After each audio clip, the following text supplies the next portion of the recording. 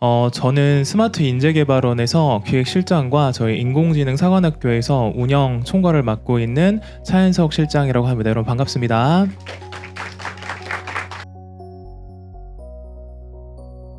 저희가 진행하고 있는 인공지능 교육 과정이 어떻게 이루어지고 있는지, 여러분들에게 어떤 도움을 드릴 수 있는지에 대한 설명회를 준비를 했고요.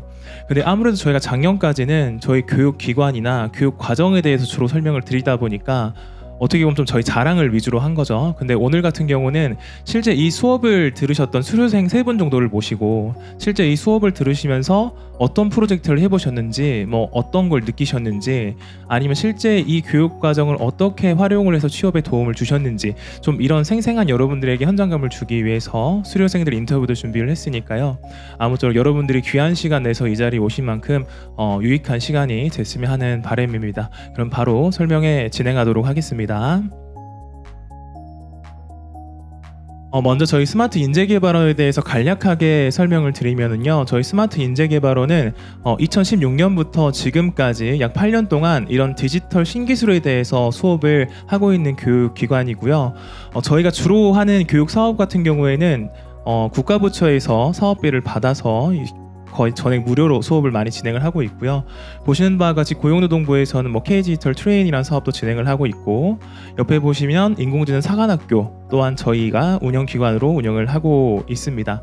그래서 저희가 지금까지 운영한 학생들이 한 3,500명 정도 되고요. 올해도 약 1,500명 정도의 학생들을 교육을 하고 수료를 시킬 예정입니다. 다행히 이러한 성과를 잘 인정을 받아가지고 저희가 2023년에는 삼성 멀티캠퍼스와 저희 기관이 전국에서 우수한 성과 기관이라는 걸 인증도 받았고요. 현재 이렇게 저희 기관은 운영이 되고 있는 상황입니다.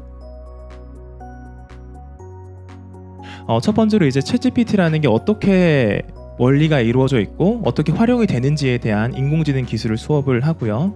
그 다음에 이제 데이터가 저장이 되고 활용이 되고 분석이 되는 클라우드 기술. 그 다음에 여러분들 이제 최근 신차에는 무조건 자율주행이라는 게 접목이 되죠. 그리고 자율주행이나 집에 있는 모든 센서들이나 모든 전등 같은 것들을 통신으로 제어할 수 있는 스마트홈 같은 이런 디지털 신기술에 대한 인공지능 분야에 대한 수업만 진행을 하고요.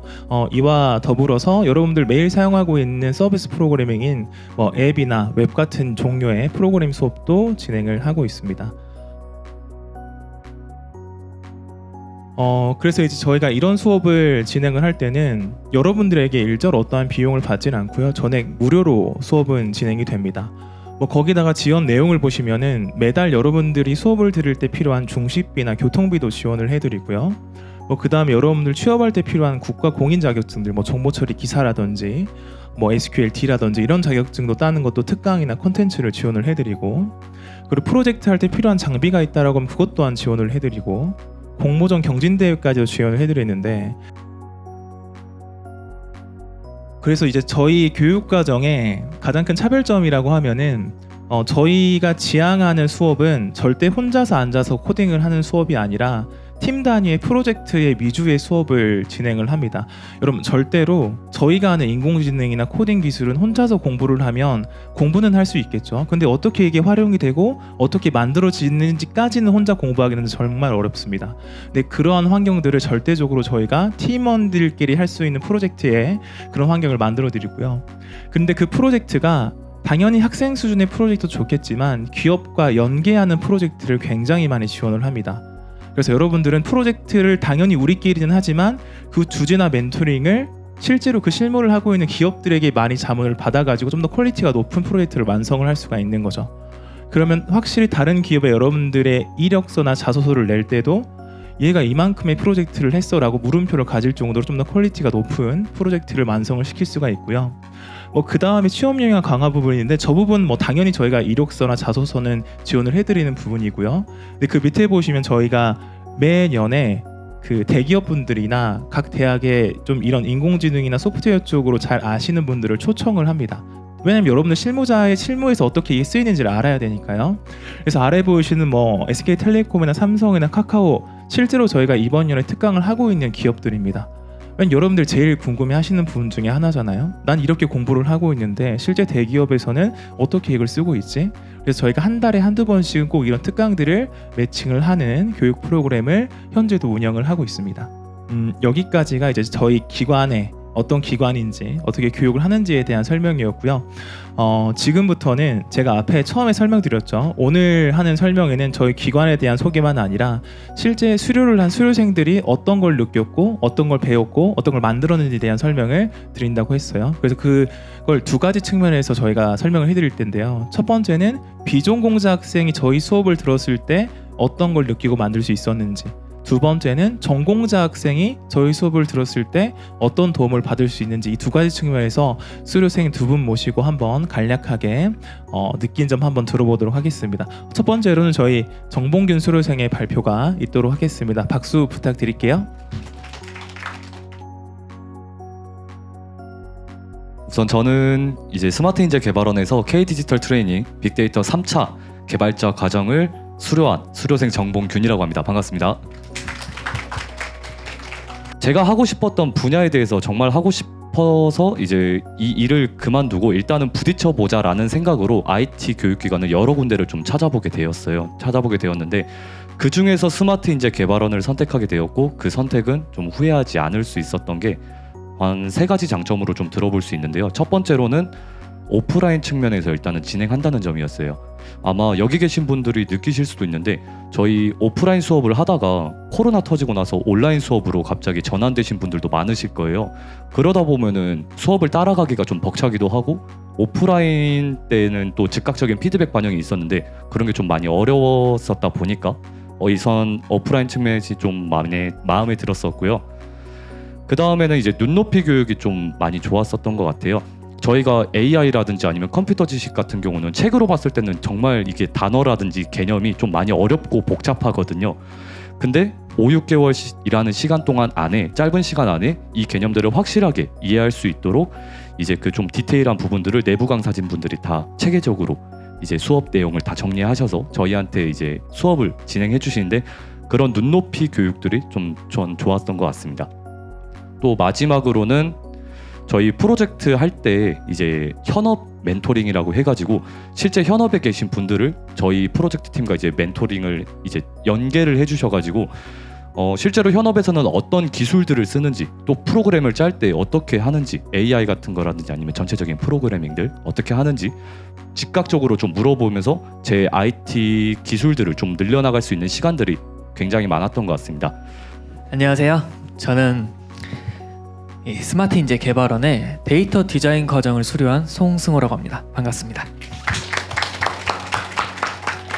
한번 여러 가지 교육기관 한번 찾아봤어요. 어떤 교육기관이 있을까?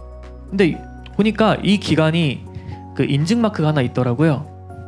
교육 관련해서 우수한 사례다라는 인증 마크가 있는 거 보고 여기 한번 해봐야겠다 하고 6개월 과정을 저는 수강하게 되었습니다. 이 교육과정 커리큘럼 자체가 실무와 매우 비슷하다는 점이 있어요. 제가 2년 동안 그래도 개발 직군에 있었잖아요. 그 개발 직군에서는 처음에는 기획을 하고 설계를 하고 구현을 하고 그 다음에 검증을 해요. 이 일련의 과정들이 차근차근 협업을 통해서 이루어지는데, 이 커리큘럼은 이 모든 과정이 다 있는 거예요. 기획도 하고 설계도 하고 구현하고 그 다음 마지막에 검증까지, 그 모든 과정을 협업을 통해서 해요. 어떻게? 팀을 짜서.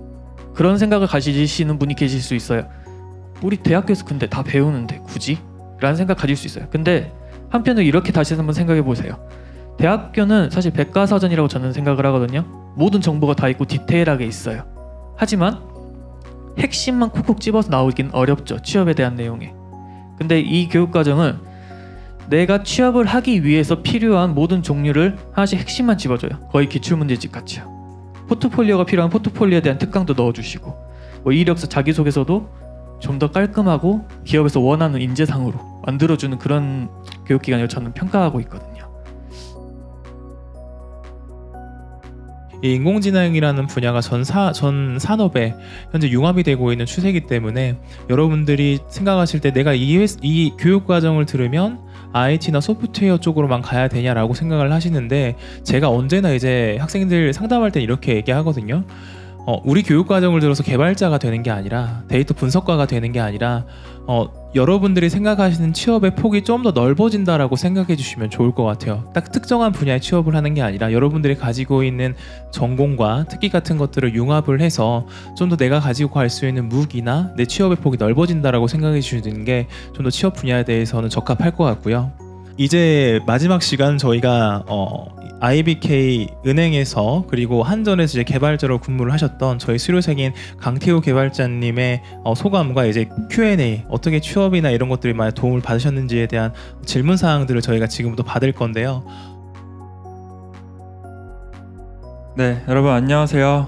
저는 여기 스마트인재 개발원에서 19년도에 빅데이터 활용 웹 앱 서비스 개발자 과정을 수료를 하고요. 그리고 나서 IBK 시스템에서 2년간 근무를 했고 또 한전과 협업해서 1년간 근무를 한 뒤에 현재는 데이터베이스 강사로 활동하고 있는 개발자 강태우라고 합니다. 저는 그 비전공자로 출발을 했습니다. 그래서 원래 전공은 독일 언어 문학과였어요. 제가 이제 졸업반이 되고 딱 취업 준비를 위해서 자소서에 뭔가를 써야 되는데 쓸 내용이 없는 거예요. 이론적인 내용만 배웠기 때문에 그게 너무 아쉬웠고 때마침 여기 기관에서 진행하는 어떤 프로젝트라든지 다양한 실무 기술들을 배워서 그거를 자소서에 잘 쓰고 또 그리고 기술 면접에서도 잘 말을 했기 때문에 제가 IBK 시스템에 무사히 입사할 수 있었고 또 쓸 내용도 정말 많아졌다라고 생각이 듭니다.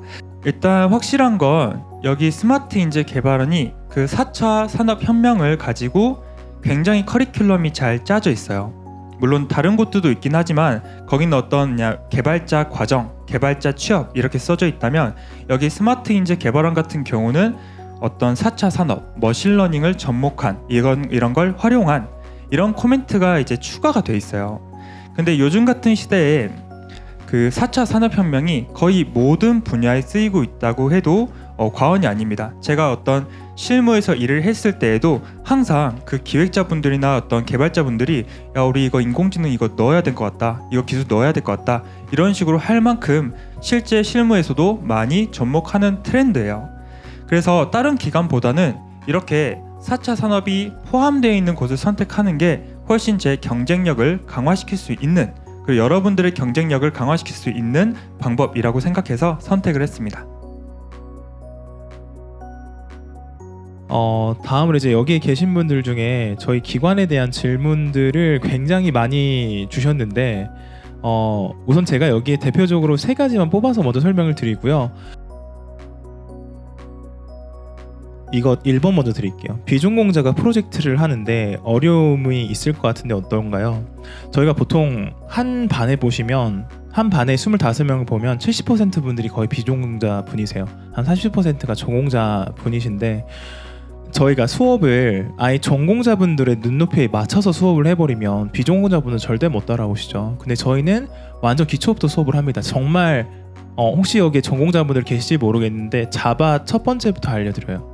그러니까 전공자분이나 비전공자는 출발선을 똑같이 만들어 드립니다. 그렇게 해서 수업을 진행을 하기 때문에 프로젝트에는 크게 어려움이 없고 어떻게 보면 제가 봤을 때 비전공자분들이 엄청나게 좋은 아이디어를 많이 내주세요. 저도 전공자거든요. 소프트웨어가 나왔는데 전공자분들은 이미 본인들의 한계를 정의를 해놓고 시작을 합니다. 난 이 정도의 기술을 구현할 수 있을 것 같아. 하지만 비전공자분들은 본인들이 이미 다른 전공에서 해왔던 것들이 있고 본인들의 메이놀러지가 있기 때문에 훨씬 더 많은 아이디어와 프로젝트를 할 때 퀄리티나 이런 것들을 더 좋게 만들어 주시죠. 그래서 저희 팀을 짜봤을 때 전공자분들 5명이 있는 팀이랑 비전공자 5명이 있는 팀을 보면 훨씬 더 비전공자에 있는 분 팀들이 좋은 아이디어가 많이 나오시죠. 설령 기술적으로는 이 전공자분들이 좋을진 모르겠지만 정말 서비스적인 아이디어적인 측면을 보면 훨씬 더 좋은 평가를 받는 게 이 비전공자분들의 역할이 더 크다라는 거. 그래서 내가 비전공자인데 가서 코딩도 하나도 못하고 실력이 부족하면 어떡하지? 기초부터 알려드리고요. 비전공자분들 충분히 해야 할 역할들이 있습니다. 저희 교육 과정에서는. 친구도 그렇고 검색해 보면 국비교육이 별로라고 하네요. 굉장히 제가 젊어 보이진 않지만 저처럼 젊은 연구원들이 굉장히 많이 포진돼 있거든요. 그래서 좀 여러분들을 당연히 교수님들이 여러분들의 이론적인 것들을 받으리지만 최대한 여러분들 눈높이에서 여러분들이 어떤 걸 어려워하고 어떤 걸 좀 더 배워보고 싶어 하는지에 대한 그런 니즈를 매일매일 지금도 찾고 있는 교육기관이기 때문에 당연히 뭐 커리큘럼이나 이런 건 비슷해 보일 수도 있지만 그 안에 있는 운영 방식들, 여러분들을 케어하는 거 마지막까지 그거는 저희 기관이 정말 잘하는 거라고 자부할 수 있고요. 기관에 들어오시면 제가 어떠한 얘기는 충분히 이해하실 수 있을 거라고 생각을 합니다. 요약을 하면 다른 국비 교육기관과 충분한 차별점은 있을 거다. 그러니까 이만큼의 많은 수료생이 배출이 되는 거고 그만큼의 프로젝트들이 나오는 거고 취업률이 높은 거다라는 거 알아주시면 좋을 것 같습니다. 오늘 설명에 참여해 주셔서 너무 감사합니다. 수고하셨습니다.